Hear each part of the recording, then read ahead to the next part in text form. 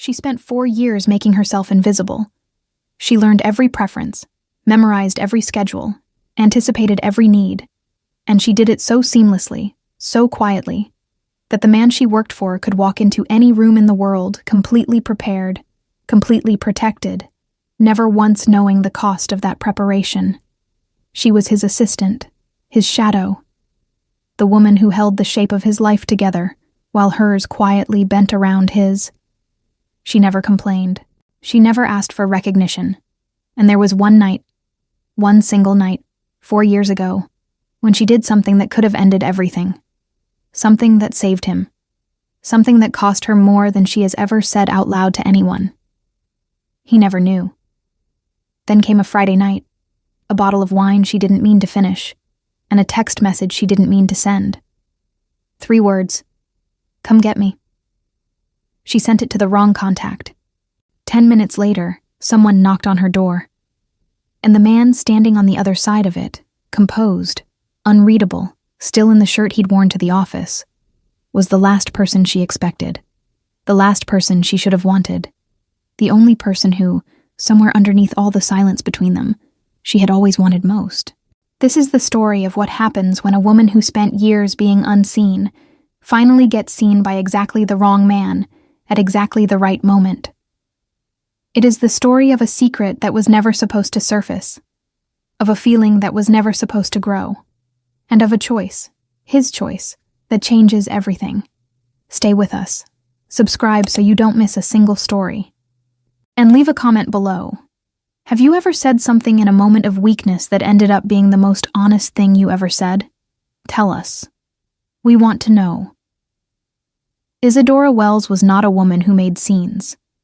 She had spent the better part of her 29 years perfecting the art of stillness. She moved through rooms without disrupting them. She spoke at meetings when spoken to, contributed exactly what was needed, and disappeared back into the architecture of the office as if she had never been there at all. She was the kind of woman people described as capable, reliable, easy to work with. All words that meant the same quiet thing. She did not ask for too much. She had been Hyunsul Shin's personal assistant for 4 years. She knew his coffee order without thinking about it. Black, no sugar, with exactly the temperature precision that most people reserved for laboratory settings. She knew which phone calls he took standing up, and which ones he sat through with his jaw tightened in a way that meant he was doing arithmetic in his head, calculating the least damaging response.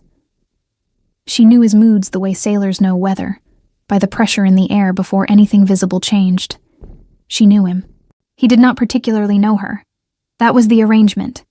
That was, she had told herself many times, exactly how she preferred it. On the Friday evening that everything changed, Isadora did not go home right away. She sat with her friend Priya at a small bar 2 blocks from the office, the kind of place with exposed brick and low lighting that made everyone look like they were in the middle of something meaningful. They ordered wine, then more wine. Priya talked about her new apartment in Brooklyn, about the contractor she'd fallen for who was absolutely wrong for her, about everything and nothing in the easy way that old friends talk when they have decided, without saying it, to not talk about the thing that is actually wrong.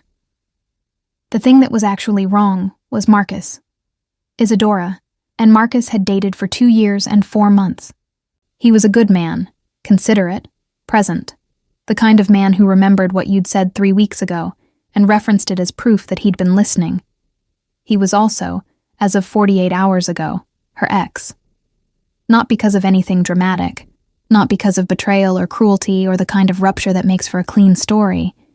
He had ended it because she was, he said gently, and with genuine sadness, never fully there, because she gave 90% of herself to a job that had swallowed her life, and the remaining 10% to him.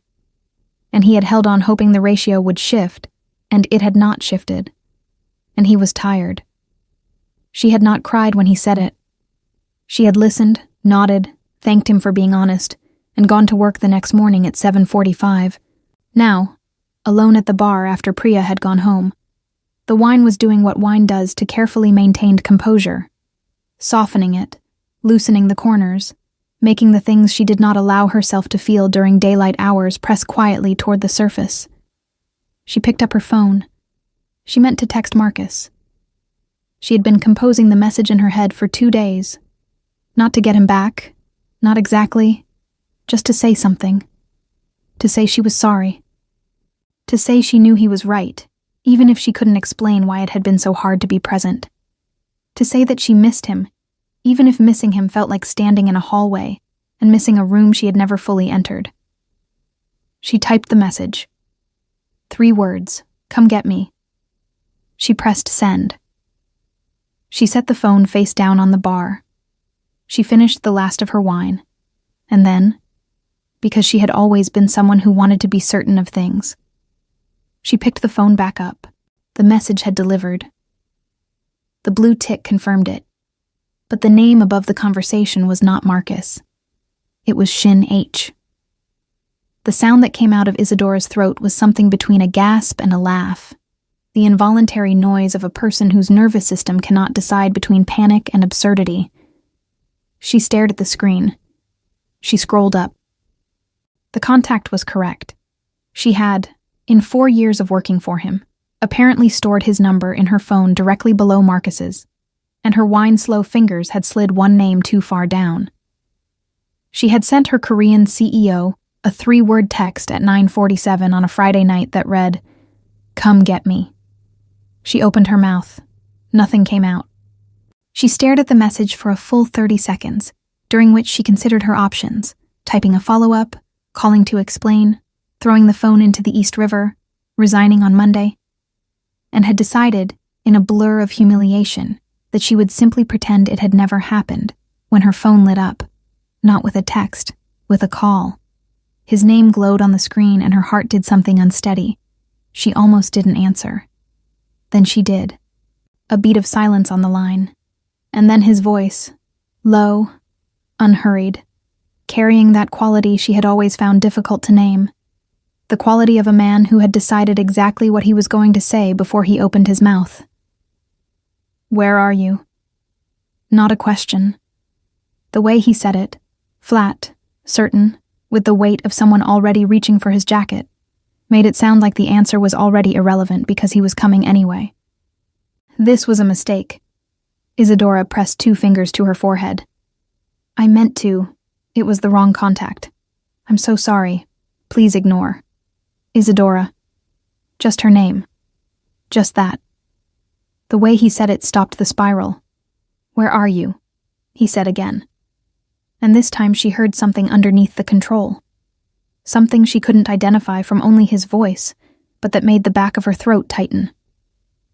She told him the name of the bar. 11 minutes later, a car pulled up outside. He did not look like a man who had just come from a Friday night engagement.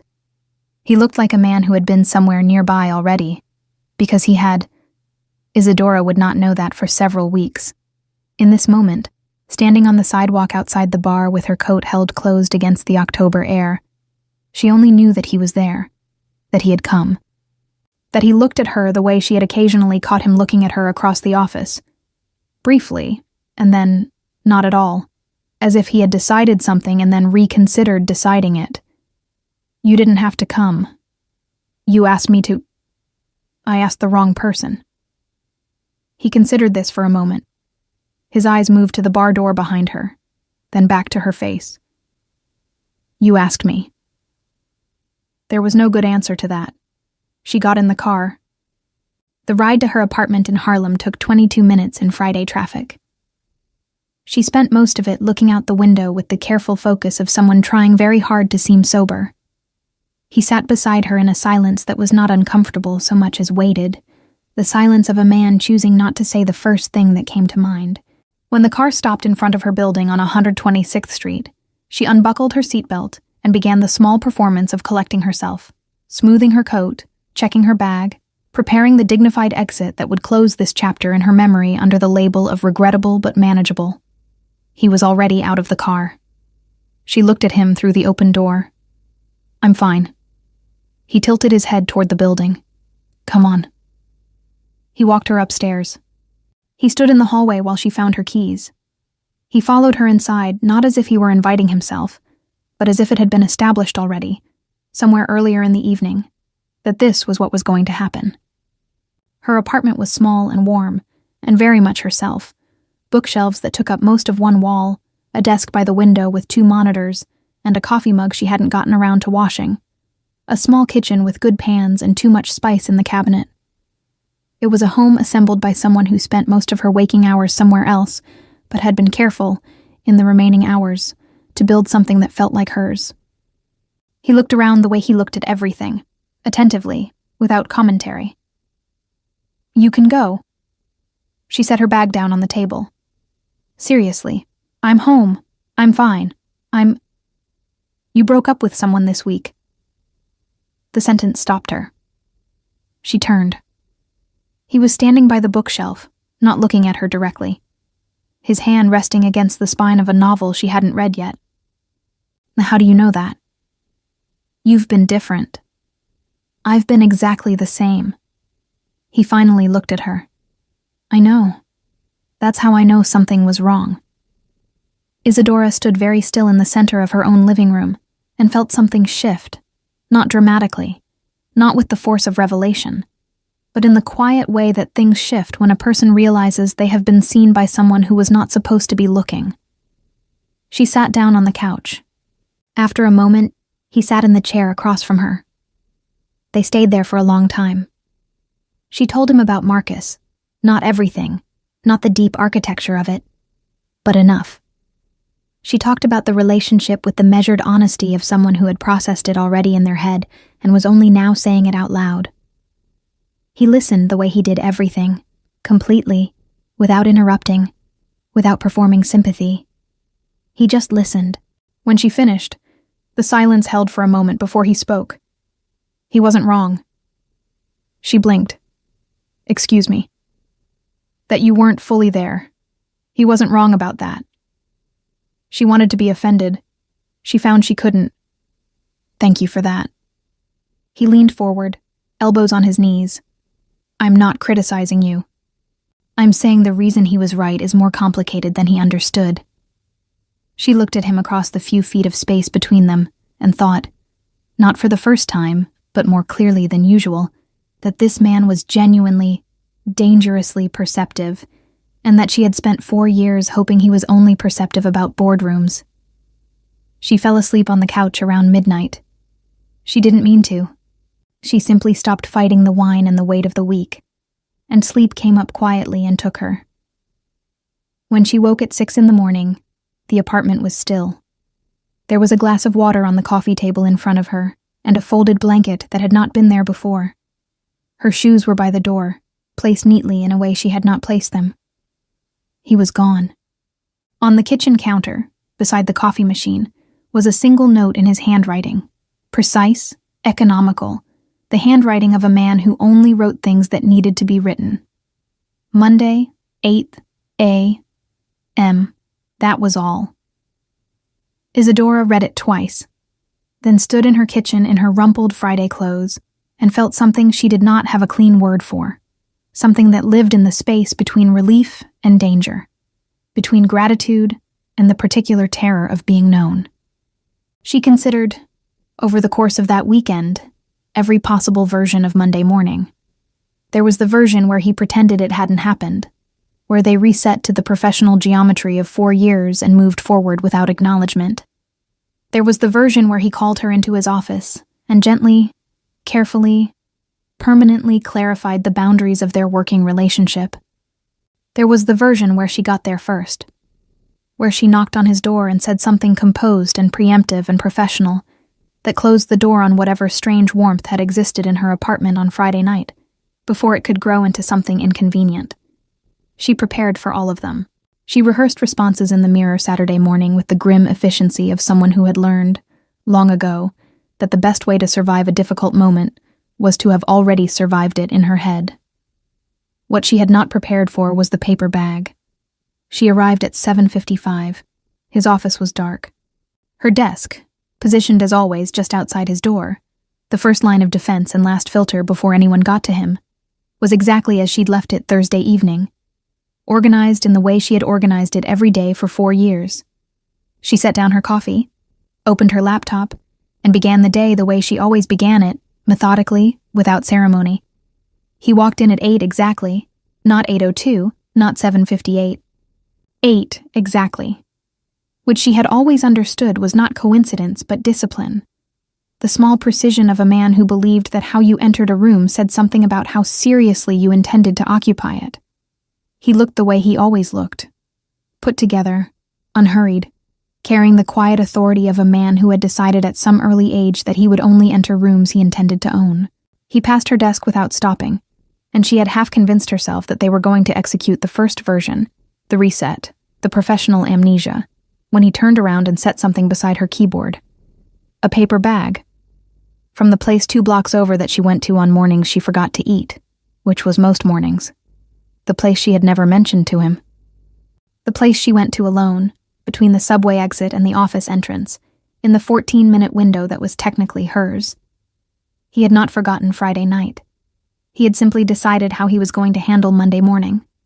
And this, the paper bag, the specific restaurant, the precision of it, was the decision. "Good morning?"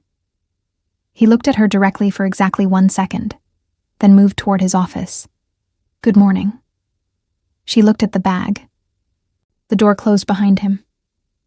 She sat for a moment with her hand still on the keyboard and her coffee going cold beside her. And she thought about the fact that he had stopped somewhere between wherever he'd been and this building, at a small restaurant he had no reason to know about, and bought her breakfast. She thought about what that required: observation, memory, the particular attention of a person who notices things they have decided not to act on. She opened the bag. She ate. She did not examine it too carefully, because examining it too carefully would require her to adjust several things she had decided about the shape of her life, and she was not ready to do that before 9 in the morning. That was how Monday went, and Tuesday, and the weeks that followed. Something had shifted in the space between them, not dramatically, not in any way she could have pointed to in a document or explained to Priya over the phone. The meetings were the same. The calls, the briefs, the relentless schedule of a firm that operated on the assumption that everyone in it had surrendered their personal life as a precondition of employment. All of that was unchanged. But something in the texture of the ordinary had quietly altered. He stopped and asked about her weekend sometimes. Not the performative checking in of a manager trying to seem human, but actual questions, with the follow-up that meant he had registered the previous answer. He remembered that she'd mentioned wanting to see a specific exhibit at the Met, and asked whether she'd gone. She hadn't. He said nothing more. But 2 days later, there were 2 tickets on her desk with a post-it that said only, Sunday. She had stared at the post-it for a long time before realizing there was only 1 ticket. He had been very deliberate about that. He was giving her the exhibit, not an invitation. She went on Sunday. She stood in front of a painting she had been wanting to see for months and thought about the fact that he had listened to an offhand sentence she'd said in a Tuesday morning briefing, retained it, and translated it into a concrete action 10 days later. She thought about what kind of person does that, what kind of attention it requires, what kind of caring underlies it. And then she made herself stop thinking about it because the alternative was feeling something she was not yet ready to name. Once, passing her desk on his way to a call, he paused and said, without preamble or context, "That project you flagged last quarter, you were right about the risk profile. I should have moved faster." Then he kept walking, leaving her blinking at the space where he'd been. He had never said anything like that to her before. Not because he was arrogant. Hyun Sol Shin was, in her careful observation. Not a man who confused confidence with infallibility, but because he had, until recently, not spoken to her in sentences that required her to be a full person on the receiving end. She noticed all of it. She filed it. She tried not to think about what it meant. And then, one afternoon in November, she discovered something that made thinking about anything else impossible. It was the building's security guard who told her. His name was Dominic, and he had worked the evening shift on her block for 11 years. And he had the particular warmth of a man who treated everyone on his street as if they were his personal responsibility. She ran into him at the corner bodega on a Tuesday morning, and they talked the way neighbors talk, briefly, comfortably, with the ease of people who have built a small, friendly acquaintance over years. "Your friend still coming around?" Dominic asked, somewhere in the middle of a sentence about the building's new elevator. Isadora looked up from her coffee. "What friend?" "The guy in the black car. Korean fellow, I think. Very nice car. He parks around the corner, sits a while, then goes. Wednesday nights mostly, sometimes Fridays. Been doing it a year at least, maybe longer. I always figured he was waiting for you since he parks right by your corner." The world did a small, quiet rearrangement. Isadora kept her face very still. She thanked Dominic. She walked the rest of the way to the subway. She stood on the platform and looked at the opposite wall, and turned the information over in her mind the way you turn something fragile. Carefully, from multiple angles. Not sure yet whether it's precious or whether it's going to cut you. She did not say anything to him that day, or the day after. She sat with it for a week, building and dismantling theories. And then on Wednesday afternoon, 40 minutes before she usually left the office, she told him she needed to leave early for an appointment. He nodded. She left. She went home. She changed out of her work clothes. She went back out and walked around the block. And she found a coffee shop that had a window seat facing her corner. And she sat down with a cappuccino and her phone and she waited. At 9:22, a black car turned onto her street and parked around the corner. The engine stayed on. She sat with the cappuccino growing cold in her hands and felt the particular vertigo of having a thing confirmed that you had half hoped would turn out to be a misunderstanding. She pulled out her phone and called him. 1 ring. 2. Yes. Where are you right now? A silence that lasted 1 beat too long. At the office. Hewn soul. Another silence. Through the coffee shop window, she watched the car. Are you going to make me say it out loud? The car door opened. He stepped out. He was wearing the coat he'd worn to the office, and he looked across the street with the expression of a man who has just learned that an exit he thought was private was in fact a window, and that someone has been watching from the other side of it. He looked directly at the coffee shop, directly at the window. He found her face almost immediately. She raised her hand in a small wave. He did not wave back. He just looked at her with an expression she had never seen on him before. Something unguarded. Something that belonged to a version of him that existed underneath the control, and that she was apparently only now being allowed to see. Come inside. She kept her voice level. I'll buy you a coffee. He came inside. He sat across from her. He ordered an Americano and looked at the table between them for a moment, and then he looked up. I don't have an explanation that sounds good. I'm not asking for one that sounds good. He wrapped both hands around the cup. It started after a night when you were working late, and I was going to... He stopped. Reconsidered. I don't know exactly when it started. That's the honest answer. Isadora looked at him across the table and felt something she had been managing carefully for 4 years begin to move in a direction she had not authorized it to move. She kept her voice even. You could have knocked. I know. Why didn't you? He was quiet for long enough that she thought he wasn't going to answer. Then he set the cup down and looked at her directly. The way he looked at things he had decided to be honest about. Because you were my employee. Because I wasn't sure what I was feeling was something I had any right to feel. Because the version of me that knocks on your door is not the same version of me that can walk back into the office on Monday morning and function. She breathed. And now? Now you already know. The corner of his mouth moved. Not quite a smile, but the precursor to one. So, the question is different. She looked out the window at the street she had walked 1,000 times, and thought about how strange it was, how completely strange, to learn that someone had been nearby all that time. Not possessively, not strangely, just present. Circling. Held at distance by a version of integrity that she could not bring herself to be angry at even when she tried. She did not have an answer for him that night. She said she needed time. He said he understood. They walked out into the November dark and went in separate directions, and she thought about him all the way home. And she thought, though she did not say it, not yet, that whatever was moving between them had already been moving for a long time, and that denying it was becoming more expensive than acknowledging it. Marcus came back in December. He texted first, polite, careful, leaving her plenty of room. He was sorry for how abruptly it had ended. He'd been thinking about it. He wondered if she wanted to get dinner sometime. No pressure, just to talk. He missed her. He said it simply and without strategy, the way he'd always done everything.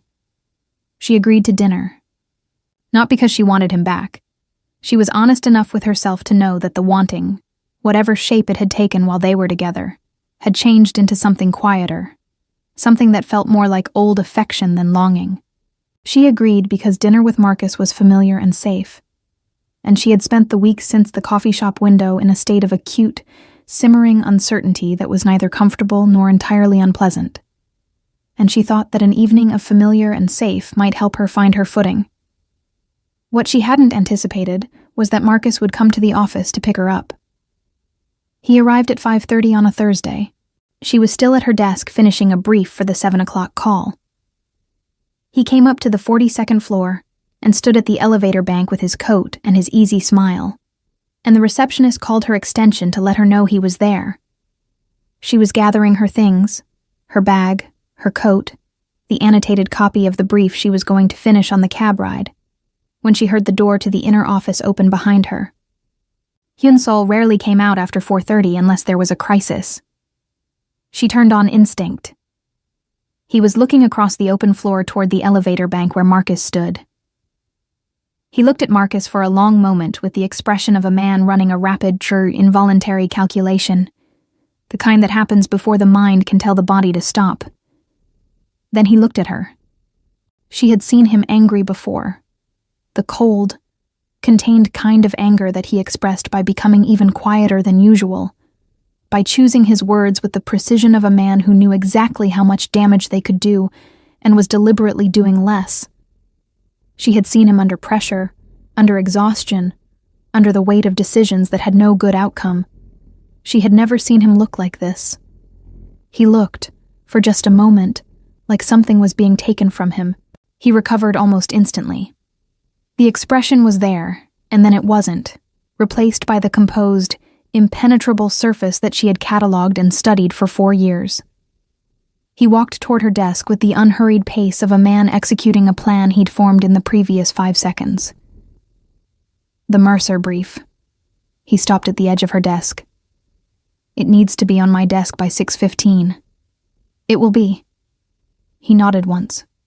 Then, with the controlled deliberateness of a man who has decided to do something and is not going to perform uncertainty about it, he walked across the floor, the whole length of it, in full view of every remaining person on the floor, to the elevator bank. She watched. She shouldn't have watched. But she watched. He stopped in front of Marcus. He extended his hand and introduced himself, the way he introduced himself to everyone. Last name first. Clean grip. Direct eye contact. And then, in a voice that carried just far enough for her to hear, "She's in the middle of a brief. She'll be down in 20 minutes. It was not a threat. It was not aggressive. It was perfectly civil, professionally worded, entirely appropriate.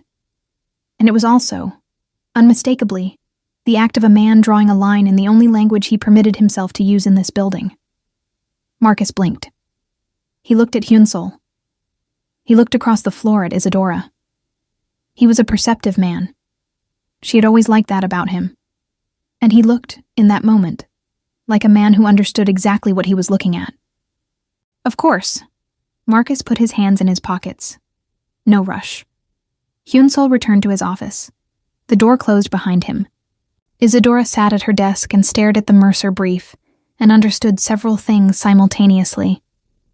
That she would finish the brief, that she would go to dinner with Marcus, and that dinner with Marcus was going to be, in some essential way, a goodbye. Not because Marcus had done anything wrong, but because someone had just walked across a room on her behalf and she had felt it in her sternum, and that was the kind of thing you could not unknow. She finished the brief at 6:11. She sent it. She put on her coat. In the elevator going down, she thought about what it had taken for him to walk across that floor. He was not a man who made gestures. He was not a man who let the inside show on the outside. She had spent 4 years learning to read the things he didn't say, because what he didn't say was almost always the most important part. That walk across the floor, that introduction, those 20 minutes, they were enormous, from him. She understood that even if no one else on the floor had, dinner was kind. Marcus was kind. He talked about his new apartment, his work, a trip he was planning to Portugal. She listened and laughed, and was grateful for him in the specific way you are grateful for a person who represents something good and real, even when the timing of it wasn't right. At the end of the night, over dessert she barely touched, he looked at her across the table. The look was knowing, unhurried. The look of a man who has reached a conclusion and is at peace with it. There's someone else. Not accusingly, curiously. She didn't answer right away. The restaurant moved around her. Low voices, clinking glasses, a city continuing without reference to this table. Then, I don't know yet. You do. He picked up his coffee. You just haven't caught up to it yet. She thought about that on the cab ride home. She thought about it while she unlocked her door. She thought about it standing in her kitchen in her coat, looking at the place on the counter where his handwriting had been. And she thought, finally, at last, with the exhausted relief of someone who has been resisting something for too long, that Marcus was probably right. That she did know. That she had known for longer than she was comfortable admitting, and that the gap between knowing and acting was getting harder to justify every day she stood inside it. She took off her coat. She made tea. She sat at her kitchen table in the quiet and let herself, for the first time, stop managing it. The audit notice arrived on a Tuesday in January, 6 weeks into the new year.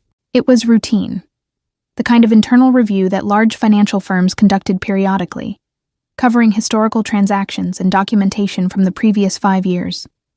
It landed in Hyun Sol's inbox as a matter of course, was forwarded to the compliance team, and would have passed through the building's administrative channels without disturbing anyone's life if it hadn't included, on page 7 of the preliminary scope document, a flag on the Whitmore-Kelly merger from 4 years ago. Isadora saw the document before he did. She processed his correspondence first every morning, sorted, flagged, summarized. She read page 7 and sat very still for a long moment. The Whitmore-Kelly merger, November, 4 years ago. The deal that had made Hyun Sol Shin the name everyone in New York's financial sector knew. The deal that had secured the firm's position as a top-tier player in the mid-market acquisition space. The deal that, on the inside, had come within 48 hours of collapse, not because of market conditions, not because of the counterparties, but because of a miscalculation in the projected asset depreciation schedule that would have triggered an automatic review clause and sent the whole structure unraveling. She had found it at 11 on a Wednesday night, working late alone in the office. Hyun Sol had been traveling. The documents had been submitted to the regulatory body the following morning. She had 6 hours. She had corrected it. She had rerun the numbers, rebuilt the schedule, resubmitted the affected annexes under her own employee credentials, with a note that cited her own error in the original preparation. It was his error. She had never told a single person that. The compliance record showed her name, her credentials, her correction. If the audit team looked closely enough, they would see the original submission, see the revision, and see that the revision had been made at 2:47 in the morning by an analyst named Isadora Wells, who at the time had been in the office 12 hours after her boss had left for the airport. They would not automatically see whose error she had been correcting, but they might ask. And if they asked her directly, she did not know what she would say. She forwarded the audit document to the compliance team. She put Hyun Sol's copy in his priority folder. She sat at her desk and drank her coffee and went through the rest of the morning's correspondence, as if her hands were not very slightly unsteady. He called her into his office at 10. She had not told him. She had decided that over the weekend following the audit notice, decided it with the same methodical care she brought to everything. It was not her information to volunteer. The compliance review would determine whether it was relevant, and she would handle whatever came of it, the same way she had handled it 4 years ago. Quietly. Alone. Without making it anyone else's problem. What she had not anticipated was that he would handle it himself. She found him at his desk with the audit document open and, beside it, a stack of internal records she recognized from their digital equivalents, printed, compared, annotated in his handwriting. His jacket was on the back of his chair. He had been there for a while. Close the door. She closed it and stood in the center of the office, hands folded in front of her, in the posture she used when she was preparing to receive information she would need to process carefully. He looked at the papers for a long moment. Then he looked at her. His face was doing something she had never seen it do. The control was intact, but underneath it something was pressing. Something that looked almost like anguish. The original depreciation schedule. His voice was slow, measured, the voice of a man building a sentence he's been assembling for hours. The error in the Whitmore-Kelly annexes. I found the original file. She said nothing. The error was in my revision of the document, not yours. I revised it the afternoon before I left for London, and He stopped. His jaw tightened. I made a calculation error, a significant one. She kept her face still. You corrected it at 2:47 in the morning. He looked at the record in his hand, then set it down. You resubmitted it under your own credentials. You wrote a note attributing the error to yourself. That note is in the compliance record. It has been in the compliance record for 4 years. The office was very quiet. Outside the glass walls, the floor hummed with its ordinary rhythm. In here, something else entirely was happening. He stood. He was quiet for a moment. And when he spoke, the word was stripped of everything except what it actually was. Not a question from a CEO to an employee, but from one person to another. The kind of question that requires you to have been paying attention to someone for a very long time. Why? Because you were in London. She kept her voice level. Because there were 6 hours. Because the deal was going to fall apart. That is not an answer to the question I asked. She looked at him across the desk. She had spent 4 years being precise about what she let him see. She spent a moment now deciding how precise she was going to be. Because you were good at this. She said it plainly. No softness, no performance. You were genuinely good at it, and the error was human, and it would have been the only thing anyone remembered. I didn't think that was fair. Something moved across his face. He looked down at the papers. He was quiet for so long that she thought she should probably say something else. But she had learned that his silences were not empty, and that filling them was usually the wrong instinct. When he looked up, his voice was careful in a different way than usual. Not controlled. Careful. The way a person is careful with something they are afraid of damaging. Your performance record. You had a flag for 2 years. It was a minor flag. It didn't affect my role. He came around the desk. Not quickly, deliberately. The way he moved when he'd made a decision he wasn't going to reconsider. It affected your performance tier for 2 years. I looked. He stopped in front of her. You took the hit. For 2 years. She did not tell him that she had also turned down a position at another firm during those 2 years. A senior role. A significant step up. Because the timing had meant leaving before the flag cleared. And leaving before the flag cleared had felt, in some way she couldn't entirely articulate, like abandoning something she had chosen to protect. She didn't tell him that. She kept it, the way she had always kept things. Meant it was 4 years ago. She held his gaze. The flag is gone. The deal closed. The firm is fine. He was close enough now that she could see the thing on his face that he had stopped trying to control. Not anger. Not gratitude, exactly. something larger than both. Something that had been building pressure for a long time and had finally found the crack it needed. "You are not fine," he said quietly. "I mean, you have been carrying something that was mine to carry. For 4 years. And I didn't know." A pause. "I didn't know because you made sure I didn't. And I have been standing 2 blocks from your apartment for a year and a half. And I have been—" He stopped. Started again. "I have not been fair to you. In more ways than one." She could feel her composure thinning at the edges. She had excellent composure. It had served her for 29 years. But there was something about being looked at like this, directly, by him, with that expression, that made maintaining it feel both essential and completely futile. "It was a choice I made." Her voice was steadier than she felt. "I'm not asking for anything. I know you're not." His jaw moved. "That's the problem. You never ask for anything. You give everything and ask for nothing and make it look effortless, and I—" He stopped. "I would like the chance to change that. If you'll let me." She looked at him for a long moment. She thought about Friday nights and paper bags and notes in handwriting she knew better than she'd realized. She thought about a black car parked around the corner on Wednesday nights, engine running, a man sitting inside who could not bring himself to knock. She thought about the version of herself who had sat at a desk at 2:47 in the morning and made a choice that had cost her something real. Not out of obligation, not out of professional duty, but out of something she had not let herself name at the time. She named it now. "You should have knocked." He stepped forward. "I know. Don't make me wait anymore." He lifted his hand and held her face with a gentleness that was entirely at odds with every other thing she knew about him. And he looked at her for a moment like he was making sure she was real, like he had been rehearsing this moment at a distance for long enough that the actual proximity of it required verification. And then the distance closed entirely. The compliance audit closed in February. The Whitmore-Kelly record was reviewed.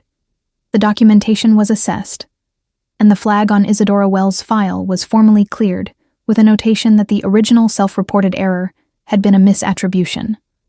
Her personnel record was corrected.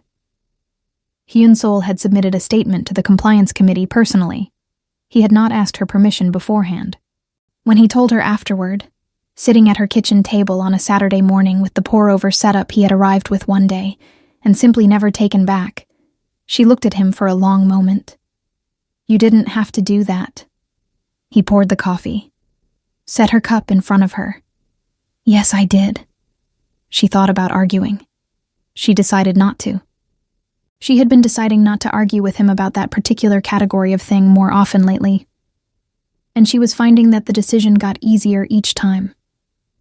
The question of working together had required a conversation that neither of them had been looking forward to, and both of them had handled with the directness of people who had already survived worse. They had it on a Saturday morning. A different Saturday, a few weeks earlier. Also at her kitchen table, because the kitchen table had become the place where they said the things that needed to be said. The conversation had been honest and, in the end, straightforward. He had promoted her, not to manage the conflict, not to paper over what had changed between them, but because it was 4 years overdue and they both knew it. She was now director of operations, reporting to the board, no longer his direct report in any technical sense. There was still a line there. They were both still careful about it. But careful and unable were different things. And they had both stopped pretending they didn't know that. Priya, when she was told, had put down her fork in the middle of a restaurant and stared. The boss. The Korean boss you never mentioned. That one. "Can you please lower your— I told you years ago something was happening there." Priya picked her fork back up. "I told you. You never told me that."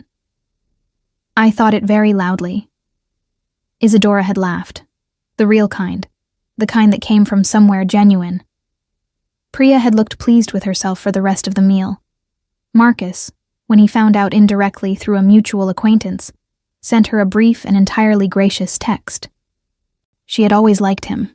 She still did.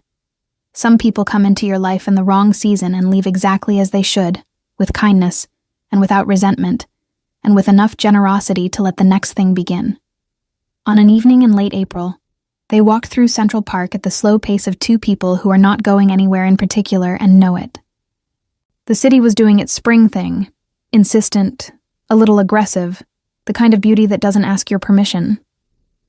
The trees were that specific shade of green that only lasts 2 weeks before it deepens into summer, and she walked beside him with her hands in her jacket pockets and thought that she would remember this, the specific quality of this light, this air, this particular ordinary evening that felt, from the inside, like anything but ordinary. He said her name in the middle of a silence. She looked over. What? He kept his eyes on the path ahead. Nothing.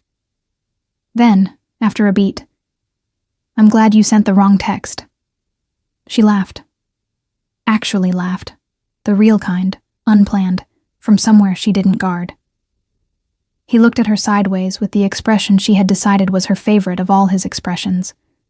The one where he was pleased and didn't want to show it too obviously, and was failing slightly. I'm not glad. She shook her head. I was mortified for about 2 weeks. You hid it well. I always hide things well. He was quiet for a moment. Then, not looking at her, in the voice he used for things that mattered, not anymore.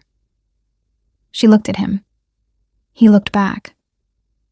The city moved around them the way cities move, constantly, without reference to the small, essential things happening in its midst. She thought about the woman she had been for 4 years, invisible by choice, invisible by habit, holding the shape of someone else's life so carefully that she had sometimes forgotten she was allowed to take up space in her own.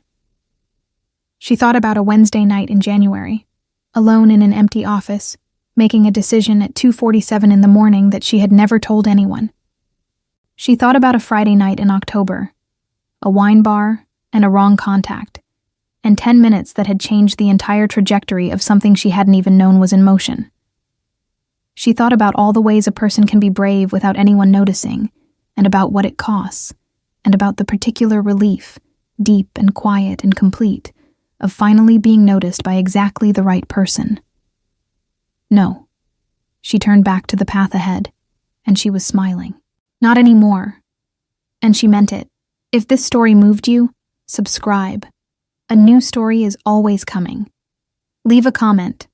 What was the moment that stayed with you? Like, share, and we'll see you in the next story.